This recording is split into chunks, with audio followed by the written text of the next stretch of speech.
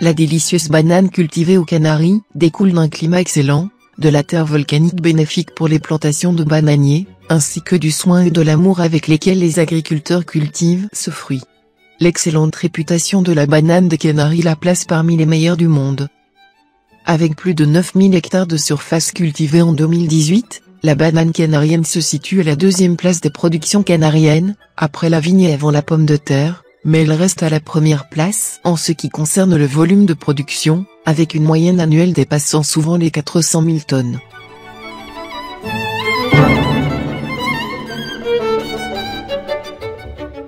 Le cône gigantesque constitué par le TID est un volcan composite créé suite à d'innombrables éruptions successives dont les coulées se sont superposées au fil des siècles. Le TID étant donné sa structure est classé en stratovolcan. C'est un volcan de point chaud, les premières éruptions ont eu lieu il y a 200 000 ans. Avec ses 3715 mètres, c'est le point culminant de l'Espagne.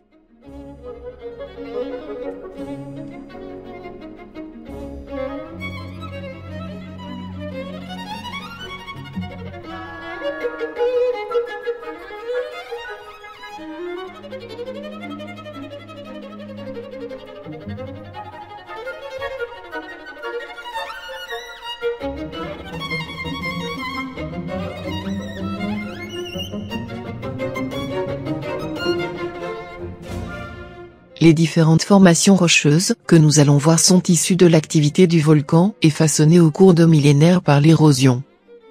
Les volcanologues ont identifié les roches selon la façon dont ils sont apparus, leur forme actuelle nous permet de laisser libre cours à notre imagination.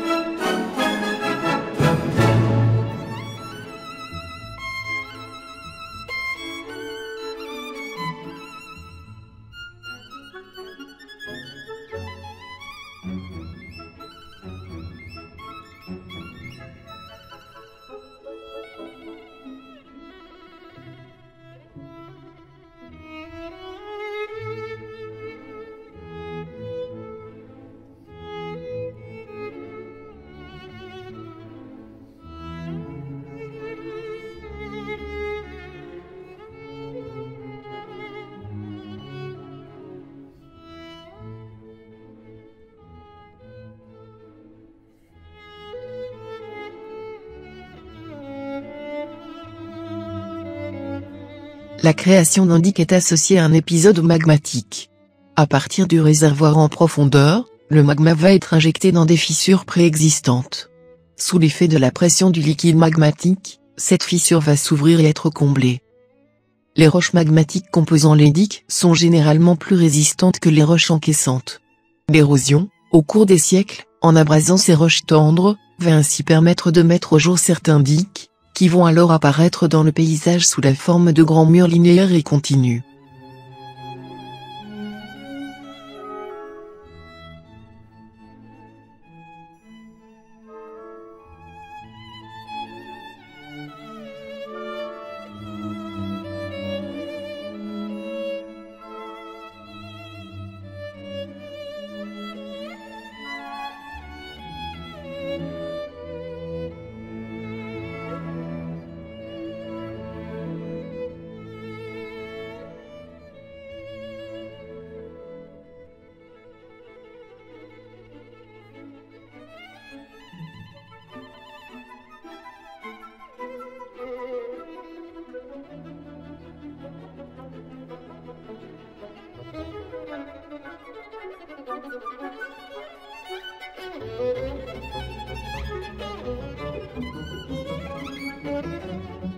Cette coupe de terrain est un livre ouvert pour les volcanologues.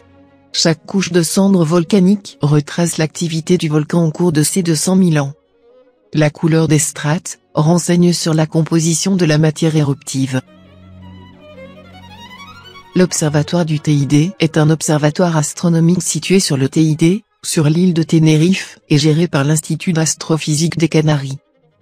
Ouvert en 1964, il devint l'un des plus grands observatoires internationaux, attirant les télescopes de différents pays, à cause des bonnes qualités de visibilité, sans pollution lumineuse.